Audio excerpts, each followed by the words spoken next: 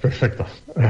Estábamos hablando antes de que el domingo, el día 21, se celebra el Día Internacional de la Música, ¿no? Bueno, ese día empieza el verano, es el fin de la desescalada, el inicio de esta llamada, a mí me parece una chorrada, nueva normalidad. Bueno, total, que es domingo, se celebra el Día Internacional de la Música y en esa posesión montan una minifira del disc y la monta Peter de Runaway, que yo creo que es un clásico montando pues esa fira del disc, y ahora pues como tú decías está en nuestros estudios en Santa Ponsa. Hola Peter, bon dia, com estàs? Hola, molt bé, què tal? Molt bé. Bueno, enguany la fira del disc se reduirà en aquesta minifira del disc, o com ho veus? No, això és per matar el gusanillo, com dèiem. La fira del disc, en principi, estem pendent ara de lo que es dicti a la nostra comunitat, però en principi la faríem pel mes de setembre. Si tot va bé, pues, com sempre, amb actuacions i estants i tal. Ja dic, no 100% confirmar, perquè estem ara aquests dies esperant el que ens diuen, però la nostra intenció és fer-la. I aquest diumenge, bueno, com tu has dit, si fem una petita mostra a la possessió amb els expositors locals, els de Mallorca, i bé, jo crec que també estarà bé, però és una cosa a l'aire lliure, bueno, hi ha unes carpes, però a l'aire lliure. Ampliemos una mica, que mos poden trobar aquest diumenge a la processió, perquè a més és bastant ample, no? Durarà tot el dia. Sí, de 12 al matí fins 9 del vespre, més o menys, no? És entrada lliure i bé, ja dic, és dins els seus jardins, que estan coberts pel sol i tal, i trobarem una mica una representació de lo que són els venedors d'aquí de Mallorca, però que duen una mica de tot, des de vinil, en 12, o sigui, el normal, el que coneixem de l'EP, singles, després també hi haurà CDs, hi ha gent que també vendrà pòsters, que també està a la Fira del Disc a la Gran, també tindrem qualque venedor particular que també s'ha sumat a la fira, i d'estils una mica també de tot. A més, clàssic podria ser el rock en general, però també tindran tocs bastant de heavy metal, punk, fins i tot electrònica, i ja dic, una mica bastant variat d'estils de lo que dugui cada un dels que seran, crec que són 6 venedors que estarem allà. I hi haurà vermutada, i també hi haurà disjòqueis que punxin aquell dia, i m'han dit que només poden punxar en vinil. Sí, d'emplear Spotify, ni CDs, ni coses d'aquestes. Era un poc sa gràcia, no? I a més, la gent que ve a punxar ho fan sempre, o sigui, no els hi han tingut que obligar, perquè ells sí que són un clàssic del vinil, i sempre que han punxat ho han fet en vinil. Començarem amb Fanny Brown, que és una especialista en sons, podríem dir rock and roll en general, rock and roll, rockabilly, etc., que ja també ha punxat a moltes festes d'aquest estil. Després tenim, això serà a les 12 quan t'obriguem, se mos ha incorporat ara fa molt poquet, a les 2 tindrem en Fran Bas, que també és un gran disjockey, podríem dir, punxa de tot, però també especialista en música negra en general, també ha estat punxant per nosaltres en el Mallorca Soul Weekend. I després tenim Finito de Nou Barris, que és un personatge, un català que està fincat a Mallorca fa uns anys, que és podríem dir és més rockero de tots els DJs. I per acabar, en Sebas Avilés a les 19 hores. En Sebas és un disjockey molt conegut, podríem dir, a nivell internacional, que punxa sons dels anys 60, sempre en format single, i ja dic, música 60, mod, i també, molt recomanable, perquè sempre mos sorprenen peces que quasi ningú coneix, no? I molt bones. I un poc serà això, un poc la proposta que han tingut de DJs per aquests dies. Bueno, i enguany és un any com una mica raro ara, no? Sí. Tindrà Mallorca Soul Weekend o no? No, en principi ho hem estat donant-li 1000 voltes, no està anunciat definitivament, però clar, la cosa està molt complicada. Nosaltres teníem artistes tancats d'Anglaterra, encara el mercat està tancat, i clar, només per dur ja els artistes se mos complicava molt, i com que encara, repeteix, no està molt clar el que es podrà fer i no es podrà fer, nosaltres, salvo que la cosa canviï molt radicalment, pràcticament segur que aquest any ho tindrem que deixar per l'any que ve i tornar més força, perquè per el 2021 sí que ja estem fent feina per incorporar noves coses, no? Més potent. Bueno, podríem dir aquell clàssic, no, de son malos tiempos para la lírica, no?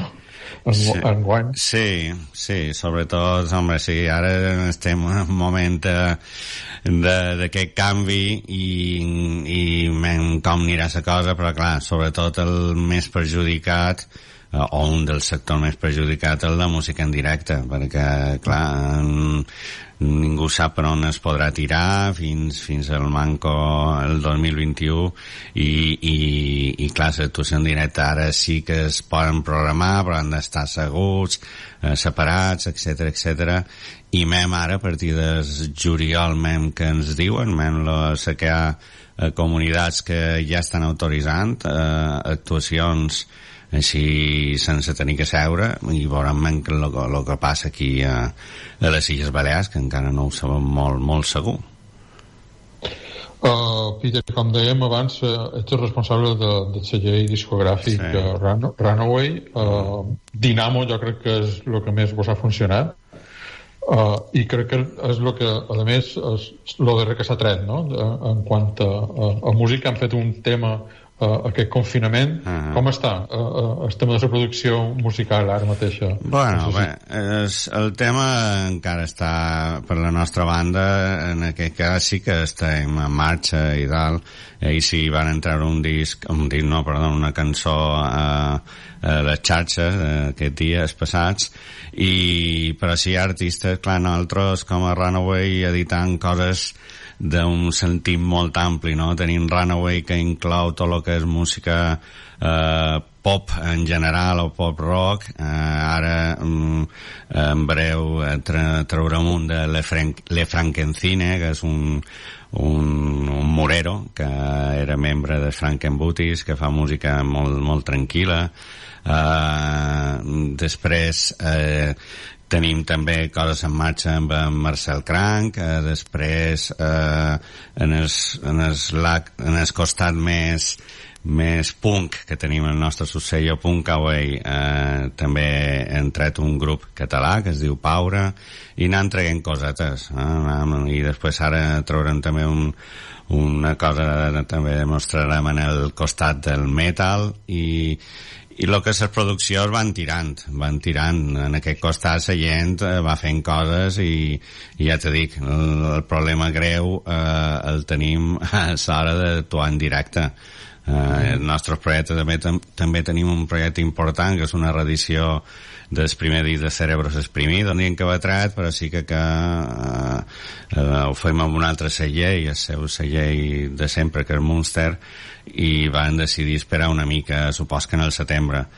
Però clar, tots els discs sempre duen darrere les actuacions, i si no hi ha actuacions és mal de moure la música també, però esperen que tot s'arregli una mica, i a lo millor la gent encara surt amb més força, perquè les poques coses que se van fent veig que van funcionant. Nosaltres la setmana vinent també tenim una actuació de Marcel Cranc, que és un artista nostre en el Baluart, a través de Fona, que és el que organitza l'activitat. Sí, això mateix. I bé, jo espero que funcioni, que la gent s'animi i vagi sortint i se llevi sa por i vagin als concerts i després deixin fer concerts aunque siguin quantitat no molt gran de gent, però i que la gent pugui sortir i la cultura pues tiri endavant. Aquesta setmana que ve jo crec que serà important poder comprovar com va. Les primeres verbenes a Silla, doncs, dèiem el Cudi, també aquest diumenge a Pollença també és interessant veure com se'l viurà, i Sant Marçal també, i veurem també com se va fent tot això i com entram dins aquestes fases que mos queden per arribar no a una nova normalitat, sinó a una normalitat de sempre, que es lo que més m'agrada. Peter, moltes gràcies. Venga, un momentito, que quería preguntarle una cosita también a Peter, si me permites, Tino. ¿Puedo? Sí. Tú eres el director del programa y sabrás cómo vamos de tiempo. No, vamos bien de tiempo, no te preocupes. Después está aquí José Monreal ya calentando motores para traernos una semilla negra muy especial, que justamente hemos hablado esta mañana con José, que lo conoce bien también Peter, y le preguntábamos un poco por lo que ha sido la cuarentena para ese tipo de música, de música negra, digamos, ¿no? Y cómo, igual que en otros estilos, ha fomentado seguramente lo que es la creatividad, ¿no? Y se va a notar esto en los próximos meses, no solamente en la producción, sino también incluso en las letras, quizás, de los temas de los artistas. Sí, yo creo que sí. Yo creo que, a ver, yo he hablado con unos cuantos artistas y todos me han dicho que claro, tanto tiempo libre y estando en casa han ido componiendo muchas cosas, y supongo que irán saliendo ahora, porque muchos no lo han grabado, porque a lo mejor en su casa no tenían la posibilidad, y lo irán grabando en los próximos meses. Y yo creo que sí, siempre en las épocas tanto de crisis económica como en lo que hemos tenido ahora, que será una mezcla de todo, siempre han salido grandes discos y grandes grabaciones. Yo creo que sí. Será, por tanto, un segundo semestre del año movidito, digamos, ¿no? Sí, yo creo que durará, y también el principio del 2021 yo creo que mucha gente saldrá con mucha fuerza, y también la mayoría de festivales ya están preparando el 2021. Mallorca Live en concreto creo que sí tiene la intención de hacerlo al menos este octubre, si le dejan, y el 2021... Pero lo del Mallorca Live, ya te digo yo... que no. Bueno. Ayer me dijeron ellos ayer justamente hablé con ellos, y ellos siguen diciendo que tal, pero claro, esta semana cuando han visto que no se podrá bailar en las pistas de baile de aquí de Baleares seguramente hasta muy entrado el año, si es que no hasta el 31 de diciembre, pues... Sí, lo que pasa es que las noticias cambian. Sí, pueden cambiar las noticias, pueden que nos dejen bailar en un recinto de 100, de 500, de 1000. Hasta de 5.000, pero es que ya hablamos de que el escenario grande caben 11.000 personas. 11.000 personas que las quieres juntar dentro de julio, agosto, septiembre, dentro de 3 meses.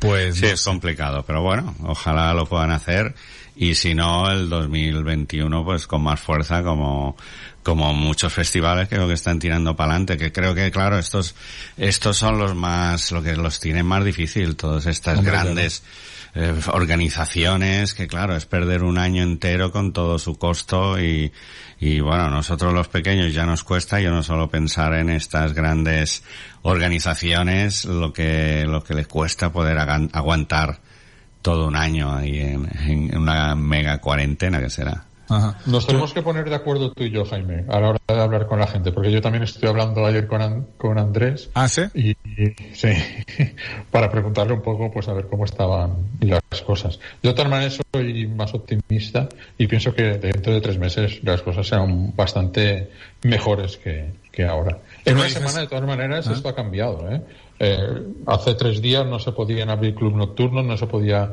abrir absolutamente nada, y a partir del lunes sí se van a poder abrir algunos, reducidos, en según qué zonas no. Es decir, esto va a ir cambiando, y vamos a tener que ir a base de no de Consejo de Ministros, pero sí de Consejo de Gobierno, para ver cómo van las cosas. Sí, ese a veces es el problema, porque claro, los promotores, yo también tengo la feria desde septiembre y nadie me está diciendo si lo que he de hacer o no hacer, y claro, eso complica mucho la cosa, porque las cosas no se pueden hacer de un día para el otro.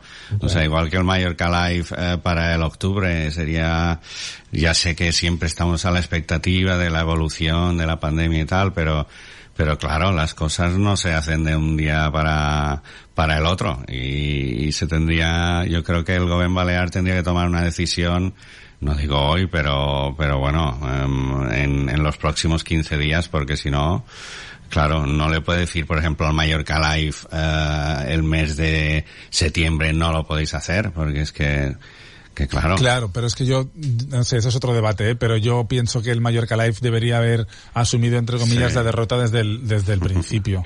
Porque es que, de verdad, que ojalá yo soy el primero que quiero que haya claro, Mallorca lo Live. suyo es una cosa muy grande, pero bueno, yo también estoy hablando con ellos y con Diego, el de la organización, y claro, él dice que pueden cumplir con todo lo necesario de sanitario y tal, no sé, es difícil. Ahora, si se pone un límite de personas oficialmente, pues claro, no van a poder.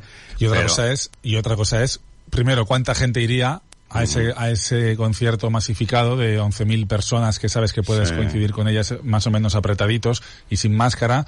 Y segundo... bueno, la idea, creo, era que llevasen máscara, eso era la idea. Sí, pueden tener las ideas que quieran, pero bueno, nadie va a bailar con máscara, al menos no durante horas y después de haber tomado X copas. Es que eso es demasiado obvio. Y si tú sabes que te van a estar marcando, no vas a ir. Y de hecho, ¿cuántas entradas se deben estar vendiendo en estas últimas semanas? No, supongo que pongo. Seguramente pocas. Pero bueno, pues a mí me apetece mucho ver a León Benavente. ¿Qué quieres que te diga? Y León Benavente estaba allí en el cartel del Mallorca Live. Sí. Oye, a mí me apetece también bailar. A mí me apetece bailar, Tino. Y cuando has dicho que teníamos que ponernos de acuerdo, pensaba que te referías ponernos de acuerdo para estrenarnos en la temporada de baile. Molt bé. ¿No? Sí. Ya sabes que yo bailón no soy, pero... No